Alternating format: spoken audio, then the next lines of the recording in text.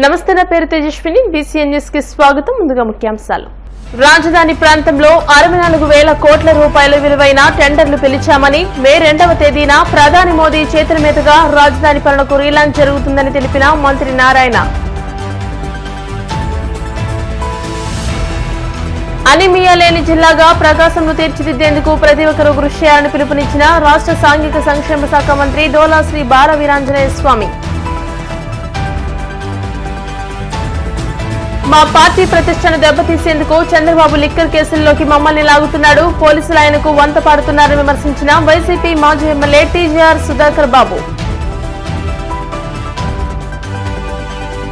వాడపల్లి శ్రీ వెంకటేశ్వర స్వామి ఆలయంలో అత్యంత వైభవంగా జరిగిన అమ్మవారి మేలుకొలుపు సేవ, ఐశ్వర్యలక్ష్మి హోమం.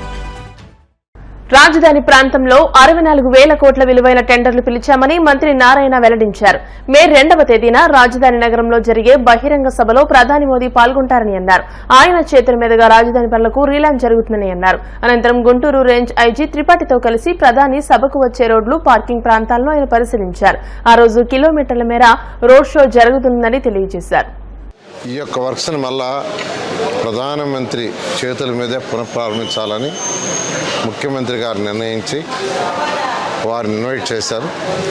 వారు 2వ తేదీ రావడానికి యాక్చువల్గా టైం ఇవ్వడం జరిగింది. వారు 3 o'clockకి ఎయిర్పోర్ట్కి వచ్చి అక్కడి నుంచి ఇక్కడికి అమరావతి క్యాపిటల్ సిటీస్కి వచ్చి 1.1 కిలోమీటర్ రోడ్డు షోలో పాల్గొని ఆ విధంగా డాస్ మీదకి వచ్చి యాక్చువల్గా 1 hour 4 to 5 యాక్చువల్ డాస్ మీద ముఖ్య నాయకులు మాట్లాడటం జరుగుతుంది. ఈ విధంగా అమరావతి పునఃప్రారంభానికి ప్రధానమంత్రి గారు 2వ తేదీ మన రాష్ట్రానికి వస్తున్నారు. అయితే ఈ నేపథ్యంలో సుమారుగా 5 లక్షల పైగా ప్రజలు ఈ కార్యక్రమానికి వస్తారని దానికి ఏర్పాట్లు జరిగినాయి. ఈ నేపథ్యంలో అన్నిటికంటే ముఖ్యమైనది ఇంకా అమరావతి క్యాపిటల్ సిటీని నేషనల్ హైవే కలిపే E13 రోడ్డు కానీ, E15 రోడ్డు కానీ, E11 రోడ్డు కానీ, సీడాక్స్ రోడ్డు కానీ ఇంకా ఆ యొక్క వర్క్ కానందువల్ల ఇన్ని లక్షల మంది వచ్చేటప్పుడు జాగ్రత్తగా ప్రణాళిక చేయాలని పోలీస్ డిపార్ట్మెంట్ వాళ్ళు గత 4 daysలో అనేక రోడ్లు పరిశీలించారు. వాళ్ళు కొన్ని బాటిల్ నెక్స్ ఉన్నాయి, వాటిల్ని క్లియర్ చేయాలంటే ఈరోజు పోలీస్ డిపార్ట్మెంటు ఐజీ గారు, ఎస్పీ గారు మరియు వారి సిబ్బంది, అదేవిధంగా సిఆర్డీఏ సిబ్బంది వీళ్ళందరితో కలిసి యాక్చువల్గా విజిట్ చేయడం జరిగింది. ఇక్కడ మొత్తం 11 ప్లేసుల్లో పార్కింగ్ ప్లేస్ ఉంటాయి.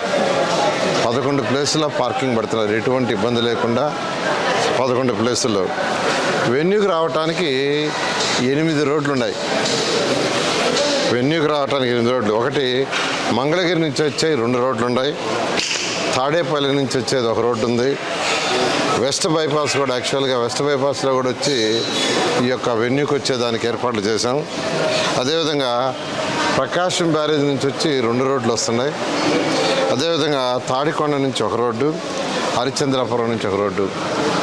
ఈ రోడ్లలో అక్కడక్కడ చిన్న చిన్న బాటిల్ నెక్స్ ఉంటే అవన్నీ క్లియర్ చేయాల్సిందిగా పోలీస్ వాళ్ళు రిక్వెస్ట్ చేశారు. దాని మీద ఈరోజు అధికారులతో, సిఆర్డీ అధికారులతోనూ వాళ్ళందరితో అవన్నీ విజిట్ చేసి ఇన్స్ట్రక్షన్స్ ఇచ్చాం. 2 రోజుల్లో అంటే ఇవాళ రేపు ఈవినింగ్ అలా కంప్లీట్ చేయండి, ఎల్లుండి మార్నింగ్ మళ్ళా కంబైన్డ్ ఇన్స్పెక్షన్ చేస్తాం అటు పోలీస్ డిపార్ట్మెంటు, సిఆర్డీ అని చెప్పాం. ఆ విధంగా యాక్చువల్గా వాళ్ళ వర్క్ ఆల్రెడీ చెప్పంగానే స్టార్ట్ చేశారు. రేపు ఈవినింగ్ అలా కంప్లీట్ చేసి ఎల్లుండి మార్నింగ్కి ఈ పార్కింగ్కి సంబంధించి కానీ లేదా ఏదైతే వెహికల్స్ రావటం పోవటం కానీ ఎటువంటి ఇబ్బంది లేకుండా చేయడానికి అన్ని చర్యలు తీసుకుంటాం. అనీమియా లేని జిల్లాగా ప్రకాశంను తీర్చిదిద్దేందుకు ప్రతి ఒక్కరూ కృషి చేయాలని రాష్ట్ర సాంఘిక సంక్షేమ శాఖ మంత్రి డోలా శ్రీ బాల వీరాంజనేయ స్వామి పేర్కొన్నారు. పౌష్టికాహార పక్షోత్సవాల ముగింపు సందర్భంగా మహిళాభివృద్ది మరియు శిశు సంక్షేమ శాఖ వారి ఆధ్వర్యంలో కలెక్టరేట్ వద్ద ఏర్పాటు చేసిన ర్యాలీలో రాష్ట్ర సాంఘిక సంక్షేమ శాఖ మంత్రి డాక్టర్ డోలా శ్రీ బాల వీరాంజనేయ స్వామి, జిల్లా కలెక్టర్ ఏ తమీం అన్సారియా, ఒంగోలు నగర mayor Gangada Sujatha, joint collector R Gopalakrishna తదితరులు పాల్గొన్నారు. ఈరోజు శిశు మరణాలు తగ్గించుకోవాల్సిన అవసరం ఉంది, మాతృ మరణాలు తగ్గించుకోవాల్సిన విషయం ఉంది. కూడా మన జిల్లాలోకి వచ్చేలాకే వీటితో పాటు బాల్య వివాహాలు కూడా ఎక్కువ ఉన్నాయి.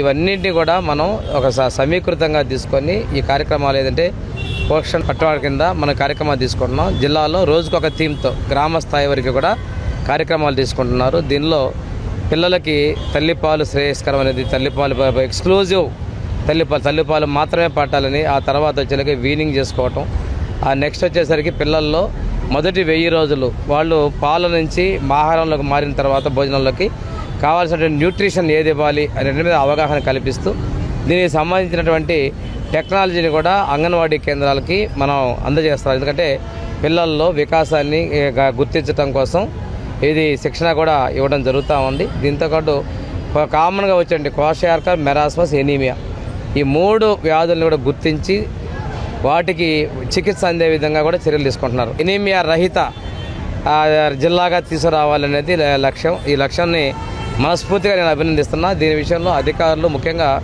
Medical and health, ICDS departments, అదేవిధంగా స్కూల్కి వచ్చే పిల్లలు కాబట్టి ఎడ్యుకేషన్ డిపార్ట్మెంట్ 3 కూడా కీలక భూమిక పోషించాలి. దీని విషయంలో మనకి ఇక్కడే బ్రెస్ట్ ఫీడింగ్ అంటే ప్రభుత్వ కార్యాలయంలోకి వచ్చినటువంటి తల్లికి బిడ్డకు పాలు ఇచ్చేదానికి కావాల్సినటువంటి ప్రైవసీ కోసం రూమ్ ఏర్పాటు చేయడం చాలా మంచి పరిణామంగా భావిస్తున్నాను. ఇదే విధంగా దీన్ని ఎక్కడైతే ఎక్కువ మంది మహిళలు వచ్చేటువంటి గవర్నమెంట్ హాస్పిటల్స్ కావచ్చు, ఇంకెక్కడ కార్యాలయాల్లో కూడా ఏర్పాటు చేసే విధంగా కలెక్టర్ గారు చర్యలు తీసుకోవాలని చెప్పేసి నేను వారికి కూడా సూచిస్తూ ఈ కార్యక్రమంలో పాల్గొన్నటువంటి అన్ని డిపార్ట్మెంట్ వారికి కూడా నేను అభినందనలు తెలియజేసుకుంటూ, దీనికి ముఖ్య ఉద్దేశం ఫస్ట్ 1000 days పిల్లలు పుట్టి ఫస్ట్ 1000 days వారికి ఒక హెల్త్, ఎటువంటి ఆహారాలు ఇవ్వాలి, బ్రెస్ట్ ఫీడింగ్, దాని గురించి ప్రజలకు ఒక అవగాహన కల్పించడం. అదేవిధంగా pregnant ladies, lactating mothers, adolescent girls వారు అందరూ కూడా హెల్త్ పైన ఒక అవగాహన ప్రజలకు కల్పించాలి. దాన్ని ఉద్దేశంగా పెట్టుకుని అదేవిధంగా ఒక హెల్దీ ఈటింగ్ హ్యాబిట్స్ దాని గురించి ప్రజలకు అవగాహన కల్పించడం, ఈ 3ని ముఖ్య ఉద్దేశంగా పెట్టుకుని ఈ పోషణ్ పక్వాడా అనేది జరుపుకోవడం జరిగింది. ఇన్ని విలేజెస్లో village health, sanitation and nutrition day మాతా శిశు సౌభాగ్య దినంగా జరుపుకోవడం జరిగింది. సో దాని ద్వారా ప్రజలు అందరికీ కూడా ఒక మంచి అవగాహన, పోషకాహారం గురించి ఎలా తినాలి, ఎటువంటి ఫుడ్ తీసుకోవాలి, ముఖ్యంగా pregnant, lactating and adolescent girls, అదేవిధంగా చిన్నపిల్లలు. మన జిల్లాలో ఒక 927 శామ్ పిల్లలు ఉన్నారు. వారు అందరికీ కూడా హెల్త్ డిపార్ట్మెంట్ ద్వారా ఒక టెస్టింగ్ చేయించి వారికి మెడికల్ NRC దాంట్లో ఎక్కువ పోషక లోపాలం ఉన్న పిల్లల్ని గుర్తించి NRCకి రెఫర్ చేయడం జరిగింది. ఇవి కూడా మన జిల్లాని ఒక అనిమియా ముక్త్ ప్రకాశం జిల్లాగా చేయడానికి కంటిన్యూస్గా అందరు కోఆపరేషన్తో చేయడం జరుగుతున్నది. సెంటర్ కూడా మన ప్రకాశం కలెక్టరేట్లోనే ఇక్కడికి వస్తున్న ప్రజల కోసం ఒక బ్రెస్ట్ ఫీడింగ్ రూమ్ కూడా స్టార్ట్ చేయడం జరిగింది. చంద్రబాబు నాయుడు నేతృత్వంలోని కూటమి ప్రభుత్వం మరో తప్పుడు కేసును బనాయిస్తూ రెడ్ బుక్ రాజ్యాంగంలో మరో పేజీ రాస్తున్నారని వైఎస్ఆర్సీపీ ఎస్సీసీఎల్ అధ్యక్షుడు మాజీ ఎమ్మెల్యే టీజేఆర్ సుధాకర్ బాబు విమర్శించారు. తమ పార్టీ నాయకుల ప్రతిష్టను దిగజార్చేందుకు గత వైఎస్ఆర్సీపీ ప్రభుత్వ హయాంలో లిక్కర్ స్కామ్ జరిగినట్టు తప్పుడు కేసును నమోదు చేసి అందరినీ ఇరికించేందుకు శతవిధాలా ప్రయత్నిస్తున్నారని ఆయన తెలియజేశారు. వారు అనుకున్న కథను ప్రజల్లోకి పంపడానికి చిన్న చిన్న ఉద్యోగులను బెదిరించి వాంగ్మూలాలు ఇచ్చినట్టు తప్పుడు సాక్ష్యాలు సృష్టిస్తున్నారని చెప్పారు. వైఎస్ఆర్సీపీలో కీలకంగా పనిచేస్తున్న నాయకుల వ్యక్తిత్వ హరణమే లక్ష్యంగా కూటమి ప్రభుత్వం పథక రచన చేస్తుంటే దానికి పోలీసులు వంతపాడుతున్నారని వెల్లడించారు. చంద్రబాబు హయాంలో నమోదైన కేసులు కప్పిపుచ్చుకునేందుకే తమపై బురద జల్లుతున్నారని వైసీపీ పార్టీ కేంద్ర కార్యాలయంలో నిర్వహించిన మీడియా సమావేశంలో టీజేఆర్ సుధాకర్ బాబు వెల్లడించారు. అబోధ కల్పన కేసును సృష్టించి మా పార్టీ యొక్క ప్రతిష్టను, మా నాయకుల యొక్క ప్రతిష్టను దిగజార్చడానికి శత విధాల ప్రయత్నం చేస్తుంది. చిన్న చిన్న ఉద్యోగులను బెదిరించి వారి దగ్గర నుంచి వాంగ్మూలాలను నమోదు చేసినట్టుగా కథనాలు అల్లి, లేదా వాళ్ళని నిజంగానే బెదిరించి వాళ్ళ దగ్గర నుంచి తప్పుడు సాక్ష్యాలను సృష్టించి, లేని స్కామ్ని ఒకదాన్ని సృష్టించి గత ప్రభుత్వంలో జరిగినట్లుగా ఒక అబోధ కల్పన కథను ప్రజల మధ్యలోకి పంపించడానికి ఎల్లో మీడియా అంతా తీవ్ర ప్రయత్నం చేస్తుంది. చాలా బ్రహ్మాండంగా. కేవలం ఇది జగన్మోహన్ రెడ్డి గారి చుట్టూ ఉన్న బలమైన క్రియాశీలకమైన నాయకుల యొక్క వ్యక్తిత్వ హననానికి పూనుకుంది కూటమి ప్రభుత్వం. దీనికి మూలమేమై ఉండొచ్చు అని సామాన్యులు, మా పార్టీ కార్యకర్తలు, తెలుగుదేశం పార్టీ కార్యకర్తలరా ఆలోచించండి. ఇది పూర్తిగా చంద్రబాబు నాయుడు గారి హయాంలో జరిగిన కేసులను కప్పిపుచ్చుకునేదానికి బురద మన మీద పడిన బురదని పక్కనాల మీద కూడా కొంత జల్లేస్తే వాళ్ళు కూడా తుడుచుకుంటా ఉంటారు. ఈ లోపు మనం దోచుకుంటా ఉందాం అనేదే ఇప్పుడు పన్నాగం అంతా. అసలు లిక్కర్ స్కామ్ని ఎవరు చేశారండి? కొద్దిసేపు చర్చిద్దాం. ఈ రాష్ట్ర ప్రజల మధ్యలోకి చర్చని వదులుదాం. విజ్ఞులు, ప్రజ్ఞులు, మేధావులు టీవీ డిబేట్లో కూర్చునే అనేక మంది తర్కం చేసే వాళ్ళందరికీ కూడా నేను మనవి చేస్తున్నా, 2014-19 మధ్య కాలంలో చంద్రబాబు చేసిన లిక్కర్ స్కామ్ గురించి ఎందుకు మాట్లాడలేదని అడుగుతున్నా. చంద్రబాబు నాయుడు యొక్క హయాంలో లిక్కర్ స్కామ్కు పాల్పడినట్టుగా ఆయనపై ఎఫ్ఐఆర్ నమోదైన మాట వాస్తవమా కాదా?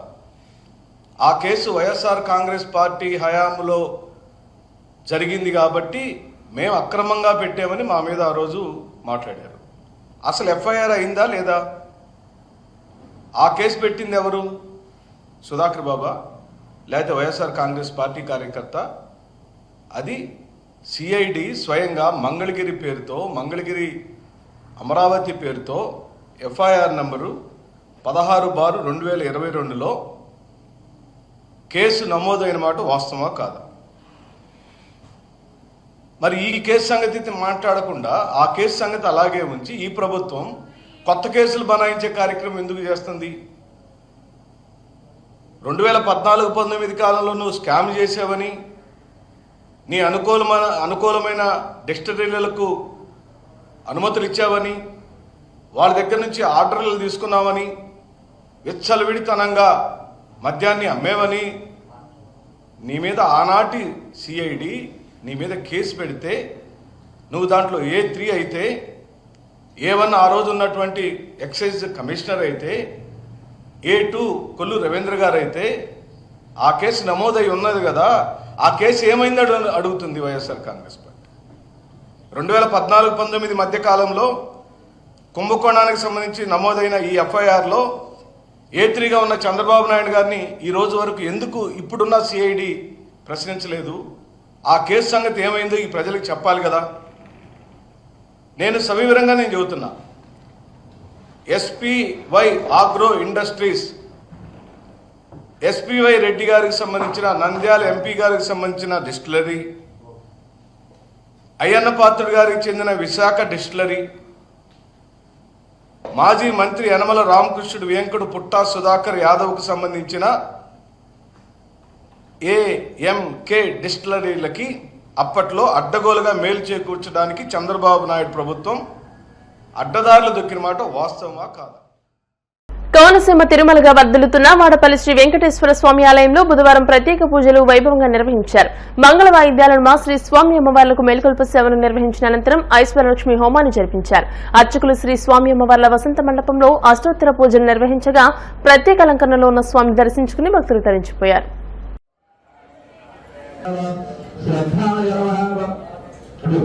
దహించుతాను భువిని ఉన్న భవరోగ బాధలను వివిధ రీతుల దహించుతాను. ఏ మరపాటున పిలచిన చాలును, ఏ మరపాటున పిలచిన చాలును, మదిలో కొలువై పలుకును తాను.